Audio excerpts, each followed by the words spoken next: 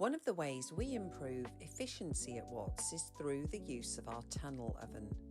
When manufacturing polyurethane wheels and tyres, products need to be cured at a controlled temperature before they can be removed from their moulds and move on to the next stage of production.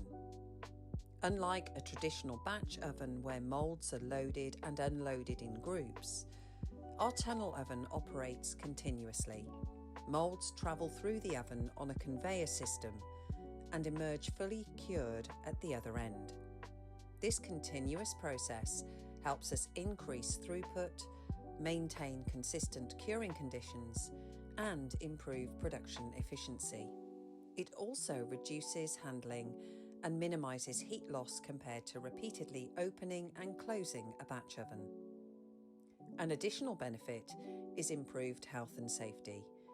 The automated conveyor system reduces the need for operators to manually lift and move mould tools around the factory, helping to minimise manual handling and create a safer working environment. The result is a more streamlined manufacturing process that supports consistent product quality and reliable lead times for our customers. To find out more, please get in touch.